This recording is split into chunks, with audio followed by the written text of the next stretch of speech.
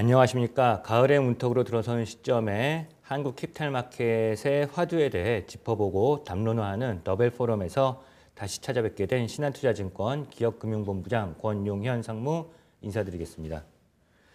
금일 제가 여러분들과 공유하고 싶은 주제는 이미 주지하시다시피 최근 대한민국 경제계의 가장 중요한 관심사로 자리매김한 상법 개정과 그 이후 새로운 법제 환경 하에서의 기업의 자금 조달 양태의 변화 흐름 추이를 분석하고자 하는 것입니다.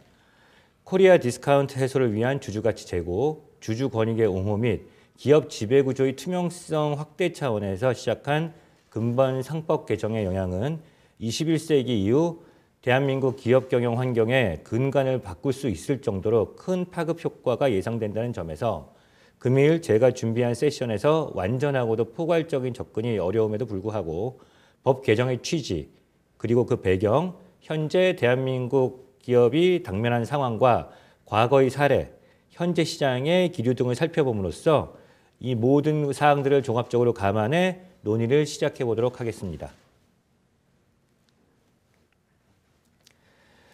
21세기 이후 대한민국의 상법 및 그 하위 재규정의 역사와 변화의 역사와 그 영향을 우선 살펴보고자 합니다.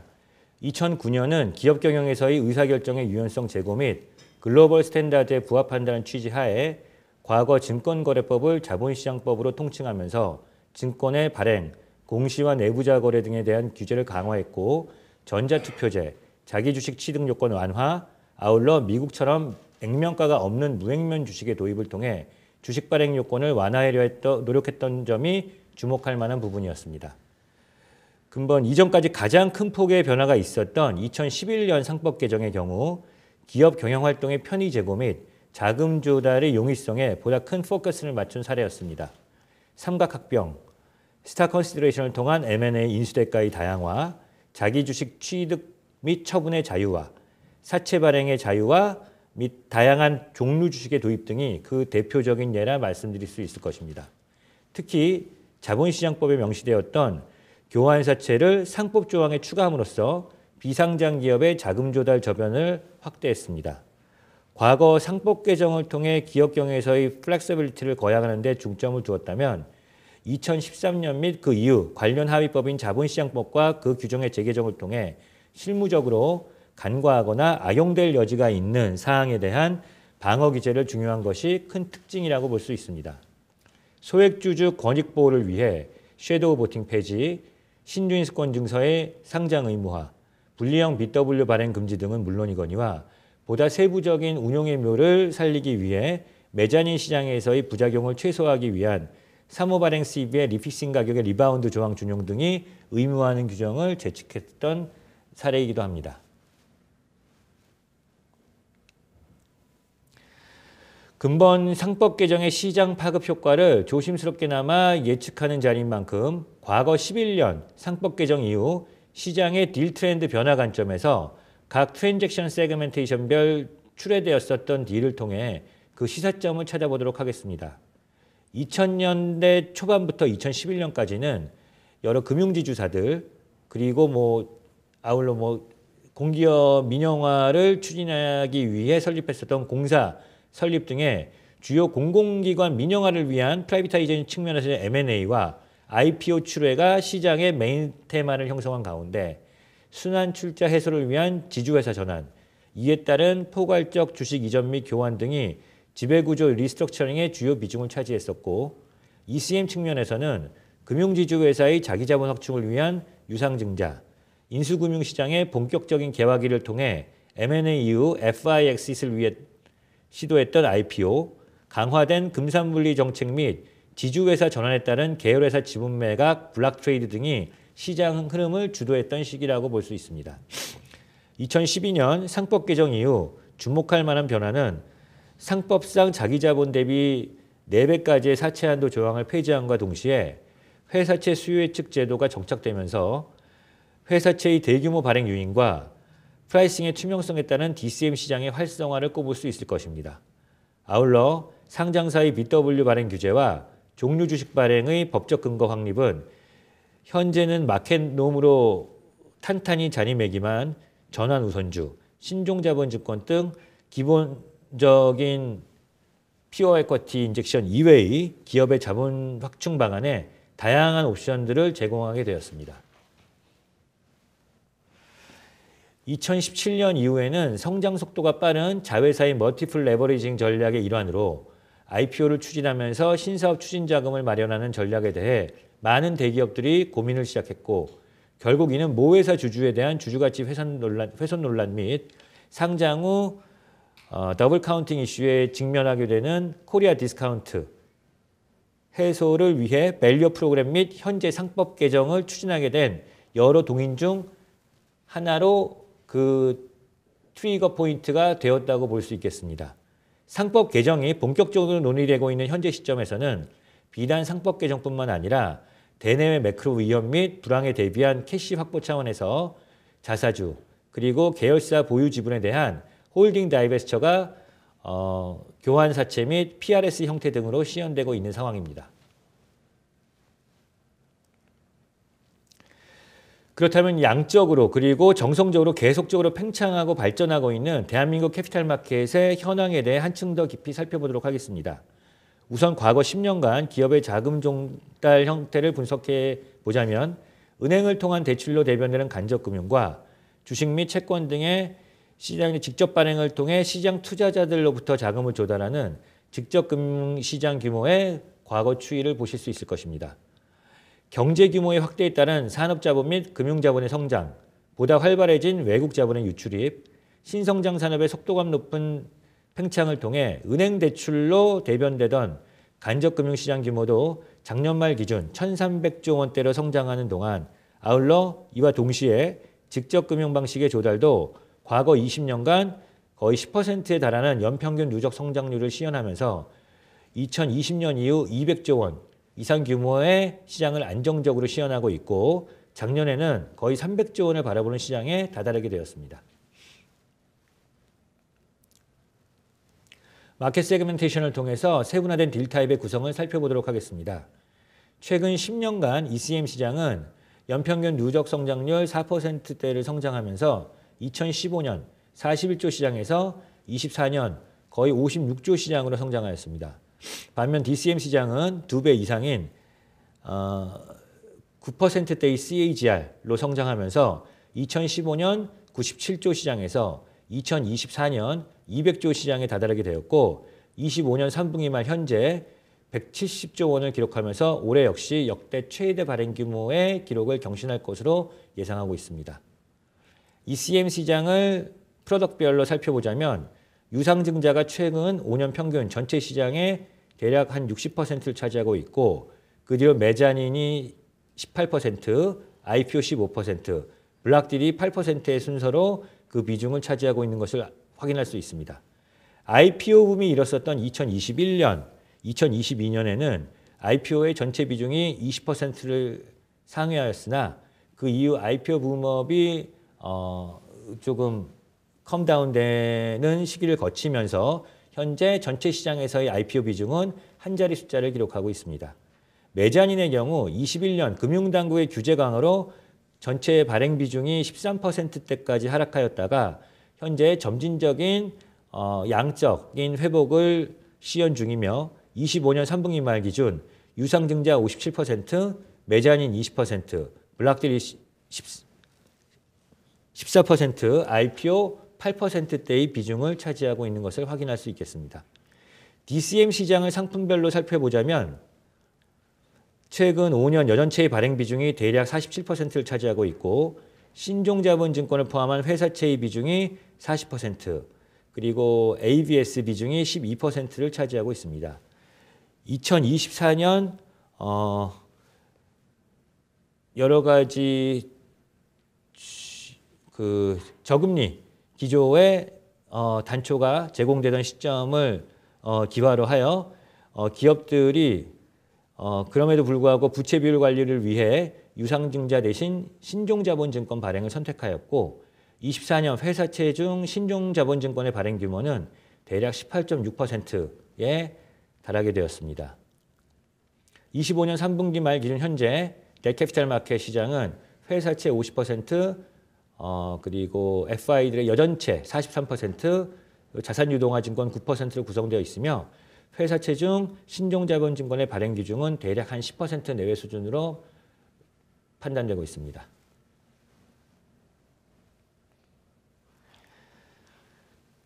국내 기업의 자금 조달 추이 변화에 있어 주주 권익 보호 측면에서 향후 상법 개정의 영향을 더 직접적으로 받을 수밖에 없는 ECM 마켓의 변화 추이에 대해 세분화해서 말씀드리도록 하겠습니다.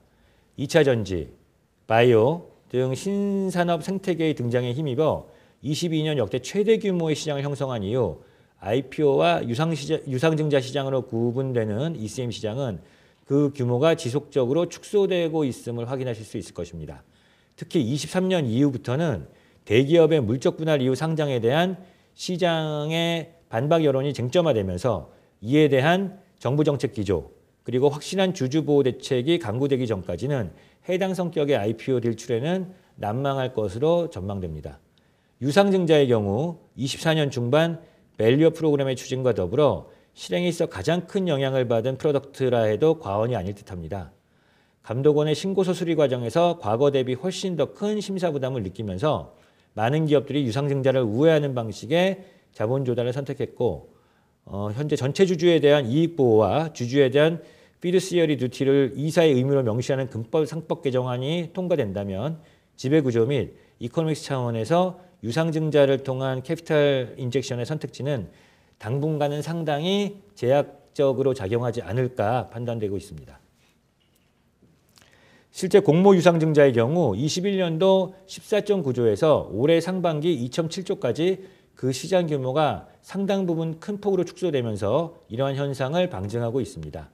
상법 개정 이전 자사주 처분을 위한 기업 조달 전략의 하나로 자사주를 언더라잉으로 하는 교환사채의 발행이 급증하고 있는 추세였으나 이 역시 현 시점 그리고 여러 가지 시장 평판 및 레귤레터리 이슈 등을 감안한다고 한다면 일시적인 현상에 지나지 않을까라고 분석됩니다. 이제는 본격적으로 현재 입법기관에서 추진 중인 상법 및 자본시장법 개정안의 추진 배경 및 그 목적에 대해 살펴보도록 하겠습니다. 서두에 말씀드린 것처럼 마켓와이즈하게 상법 및 자본시장 관련 재규정의 전격적인 개정 뒤편에는 첫 번째는 상대적으로 저평가되어 있는 밸류에이션 매력도의 리밸런싱에 있겠습니다. 선진국 대비 여전히 하향 고착화되어 있는 페이아웃 레이쇼, 아울러 주가의 오버행을 이야기하는 자기 주식의 보유. 이러한 문제점들은 24년 말 코스피 평균 PB 레이쇼가 0.8배 수준에 머물고 있는 주요 원인으로 해석됩니다. 둘째, 주요 주주 그리고 전체 주주의 권익보호의 명문화를 통해 주주부의 다일루션, 합병 및 분할, 주식 발행 등 대규모 코퍼레이트 이벤트에 대해 주주 전체에 대한 이사의 충실 의무를 법제화할 계획이라고 알고 있습니다. 셋째, 지배구조의 투명성 확대가 기존의 지배구조의 투명성 결여가 현재 저평가된 한국 주식시장의 그 중요한 트리거링 포인트 중에 하나로 꼽힌다는 부분을 말씀드리고 싶고 이러한 상황 하에서 이사회 감사위원회의 선임부터 운영까지 보다 강도 높은 피두시어리 듀티를 부여하려는 목적이 내포되어 있다고 저희는 바라보고 있습니다. 개정안의 주요 내용을 앞서 이제 변호사님께서 상세하고 구체적으로 자세히 설명을 해주셨겠지만은 일단 시장 관점에서 그 중요성 차원에서 느끼는 여러 가지 주요 골자만 짧게 말씀드리도록 하겠습니다. 이미 입법 통과된 1차 및 2차 개정안에서는 말씀드린 바와 같이 회사의 피두시어리 듀티, 즉 이사의 충실 의무가 회사뿐만 아니라 주주 전체의 이익을 향해 하고 특정 주주에게만 유리한 경영상의 의사판단은 주주쟁송의 대상이 될 수 있음이 키테이크 어웨이라고 보실 수 있겠습니다. 현재 논의가 지속 중인 3차 개정의 가장 큰 화두는 기업이 보유하고 있는 자사주의 소각 의무 명시화입니다. 이를 통해 유통주식 수의 감소를 통한 주당 이익의 개선, 기타 지배구조의 투명성을 저해하는 요인이라고 간주되었었던 자사주의 마법을 통한 최대주주 지배력 강화 등의 트랜잭션을 근절한다는 방침입니다. 또한 자본시장법 개정을 통해 스퀴즈 아웃 핸드오퍼 활성화로 소액주주에게도 경영권 프리미엄을 향유할 수 있는 환경을 조성하겠다는 계획이 근본 상법 개정의 및 그리고 자본시장법 개정의 주요 골자라고 판단됩니다. 이러한 레귤레터리 환경의 변화가 근본적으로 회사의 자금 조달에 어떠한 영향을 미치게 되는지에 대해 우선 이론적으로 접근해 보고자 합니다. 이전 포럼에서 말씀드렸던 기업의 자금 조달 의사결정 구조의 근간을 이루는 패킹 오더 시어리를 기억하실 거로 생각됩니다. 기업의 펀딩 소스는 크게 영업활동을 통해 창출되는 인터널 캐시, 그리고 타인 자본, 자기 자본으로 구성을 할 수 있습니다. 그리고 잘 아시다시피 스테이크홀더들이 요구하는 수익률, 즉 조달 비용은 보유 현금, 타인 자본, 자기 자본 순으로 높아지게 됩니다. 우선 경영진의 입장에서 가장 손쉽게 사용할 수 있는 재원은 내부 보유 현금일 것입니다. 이사회 승인을 통해 외부 자금 제공자의 직접적 동의를 구할 필요가 없어 비교적 용이하고 명시적인 지출 비용이 없다 하더라도 궁극적으로는 배당이라는 큰 틀에서 주주들은 내부 유보금에 대해서도 일정 수준의 수익률을 요구하고 있습니다. 그 다음은 상대적으로 채권 채무자 간 권리관계 및 명시적인 이자 비용과 텍스실드 효과를 감안한 손익 측면에서의 베네핏을 통해 아마도 회사 내부 경영진들은 이제까지 타인 자본의 활용을 자기 자본 대비 더 선호하셨을 것으로 판단이 됩니다. 그러나 금융부채 총량이 일정 수준을 넘어가게 되면 즉 코스트 오브 디스트레스, 경영진은 투자 속도를 늦출 것인지 아니면은 납입 자본을 확충할 것인지에 대한 딜레마에 빠지게 될 것입니다. 주주의 요구 수익률은 결국 배당과 캐피탈 게인으로 구성되는 바 첫째, 높은 ROE를 통해 배당 재원 확보와 둘째, 할인을 통한 취득 가격의 절감으로 기결될 수가 있겠습니다.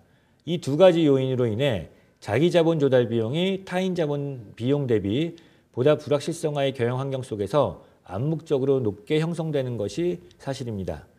대략적으로 투자 재원의 조달 구성을 통계적으로 유추해 보자면 내부 유보금 70%, 회사 채권 20%, 자기 자본 10%로 구성되고 있고 장단기 차입금의 경우 그 듀레이션을 2대1 정도의 비율로 장기 발행을 선호하시는 것이 이제까지의 경영상의 의사결정 판단이었습니다.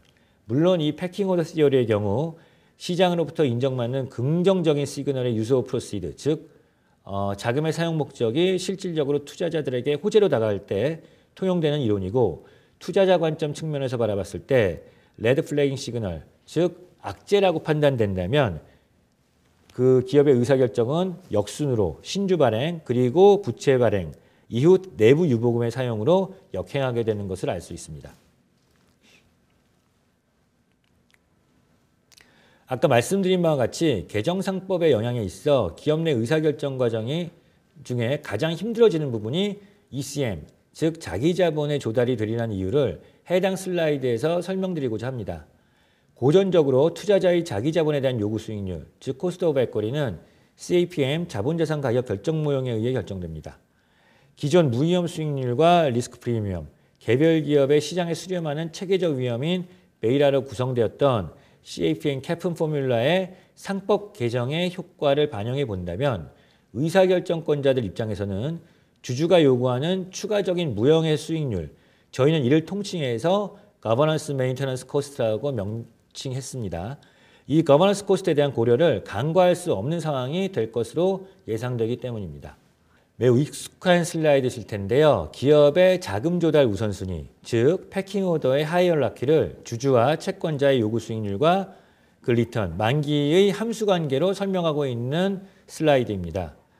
저희는 그 정도의 차이는 있을 것으로 판단하나 비단 에쿼리 파이낸싱뿐만이 아닌 데캐피탈 마켓이나 메자닌 파이낸싱에 있어서도 상법 개정, 그 이후에는 이사의 선관주의 의무 실패에 대한 책임 추궁이 가능한, 즉 여러 가지 쟁송 관련 리스크, 그 렐레반트 코스트 등을 다 포함한 주주 보상 비용, 저희가 앞서 거버넌스 메인테넌스 코스트라고 말씀드렸었던 그 추가적인 요구 수익률이 부과되리라고 예측하고 있습니다. 그렇다면 위에 언급한 이론적인 거버넌스 메인테넌스 코스트의 실제 반영을 통해 상법 개정 이후 실질적으로 어떤 성격의 프로덕트 타입 딜들이 기업의 성장 가능한 대안으로 부상할지에 대해서 조심스럽게 살펴보도록 하겠습니다. 시장 투자자의 세분화와 관련 규정의 변모에 따른 보다 다양한 펀딩 비크를 표시한 도표입니다. 내부 운영 자금과 자산 유동화를 통해 블락 트레이드에서부터 구주 매출 일반 공모 방식으로 자금을 조달할 수가 있고, 뎨 캐피탈 마켓, 부채 부분에서는 과거 은행과 보험사 이슈어에게만 적용이 가능했었던 신종자본증권의 공모 발행 또한 이제는 기업이 선택할 수 있는 조달 창구의 선택지 중 하나로 부상하고 있습니다. 자본 측면에서는 경영권 승계 방안의 하나로 모색되고 있는 전환 우선주부터 최근 주식시장의 속도감 있는 리바운드와 궤를 함께하고 있는 여러 가지 현 시점에서는 제약 요건이 좀 많아져서 그 우회할 수 있는 여러 가지 대안들이 부상하고 있지만 실질적으로 그 비중은 점차 축소되고 있는 라이트 오퍼링까지 포괄적인 범위의 스펙트럼을 저희는 이 부분에서 살펴보고자 합니다. 펀딩의 밸런스 임팩트, 그리고 거버넌스 메인터넌스 코스트의 정도의 차이, 이사의 충실 의무 준수를 위한 사전 리스크 해지 등의 유무형 비용을 고려해 본다면 보유 자산의 리퀴데이션을 일컫는 다이베스처, 전통적인 바닐라 ECM 및 DCM 딜보다는 이 양면의 성격을 보유하면서 타임리 매너하게 그 영향을 플렉서블하게 조절할 수 있는 하이브리드 메자닌의 발행이 당분간은 상법 개정 이후 시장을 주도하는 딜 타입 중에 하나로 부상하게 되지 않을까라고 조심스럽게 예측하고 있습니다. 글로벌 환경 변화에 따른 대외 변수뿐만 아니라 한층 더 예측이 어려워진 산업 본연의 시클리컬 리스크에 노출되면서 그 어느 때보다도 높은 변동성, 불확실성, 복잡성과 모호성이 대두되고 있는 현 경영 환경 아래서 상법 개정이라는 또 다른 시대의 요구에 직면하게 된 기업의 재무이사 결정자분들에게 조금이나마 통찰의 단조를 제공하는 시간이 되었기를 기대하면서 제 세션을 마치도록 하겠습니다. 감사합니다.